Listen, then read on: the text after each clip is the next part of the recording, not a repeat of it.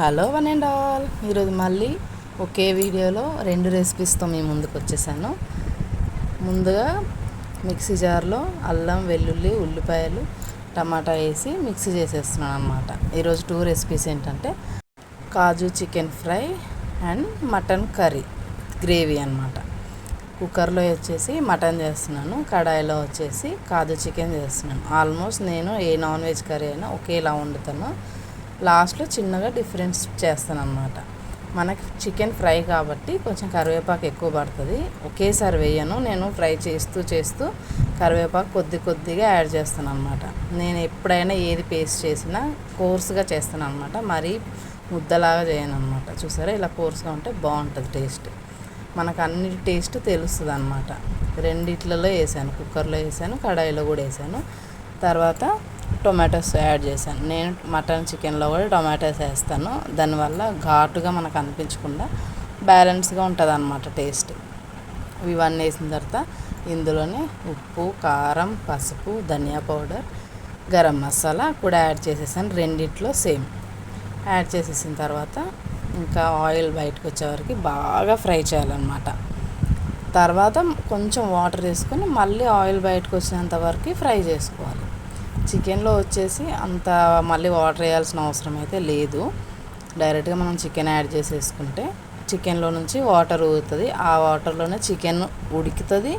తర్వాత అందులో కాజు యాడ్ చేసేసుకోవచ్చు. ఇంకా చికెన్లో అసలు వాటరే యాడ్ చేయకుండా అలా ఫ్రై చేస్తూనే ఉండాలన్నమాట. ఎట్ ఏ టైం 2 నేను చేసేస్తాను. ఒకటి అయిన తర్వాత ఒకటి అంటే అవ్వదు కదా. నాకైతే ఇలాగే అలవాటు. కిచెన్లోకి రాగానే 2 గ్యాస్ ఒక 2 సైడ్ ఆన్ చేసేసి వంట స్టార్ట్ చేస్తాను అనమాట. ఇదైతే బాగా ఫ్రై అయిపోయింది, చూసారా, ఆయిల్ బయటికి వచ్చేస్తుంది. ఇప్పుడు ఇందులో చికెన్ వేసుకుంటే సరిపోద్ది, ఎందుకంటే చికెన్లో నుంచి చాలా వాటర్ అయితే వస్తుంది కదా, ఆ వాటర్ అయితే సరిపోద్ది అనమాట ఇది ఉడకడానికి. ఇంకా నేను చికెన్ యాడ్ చేసేసి బాగా కలిపేసి, గుర్తుంచుకోండి ఇక్కడ మాత్రం గ్యాస్ సిమ్లో పెట్టేసి మూత పెట్టారంటే చికెన్లో నుంచి బాగా వాటర్ ఊరుతాయి అన్నమాట. ఇక్కడ మటన్లో కూడా ఆయిల్ బయటకు వచ్చేసి బాగా ఫ్రై అయిపోయాను. ఇందులో కూడా నేను మటన్ యాడ్ చేసేస్తున్నాను. మటన్ యాడ్ చేసిన తర్వాత మటన్లో నుంచి కూడా వాటర్ వస్తాయి కదా, సరిపోద్ది. నాన్ వెజ్ మాత్రం బాగా వాష్ చేసుకోండి, 1-2 సార్లు వాష్ చేసుకొని వేసుకోండి.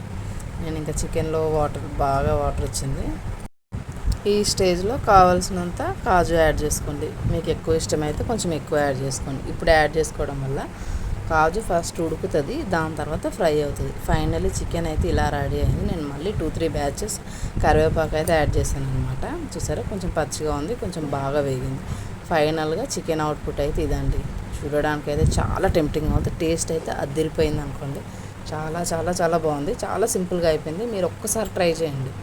మటన్ కూడా ఆల్మోస్ట్ ముక్కలు బాగా ఉడికిపోయి నేను 4 విజిల్స్ అయితే పెట్టేశాను. కాకపోతే కొంచెం వాటర్లా ఉంది కదా, ఒకసారి హైలో పెట్టేసి 2 నిమిషాలు ఉంచితే ఆ వాటర్ ఇంకిపోద్ది, గ్రేవీ కన్సిస్టెన్సీ సరిపోద్ది.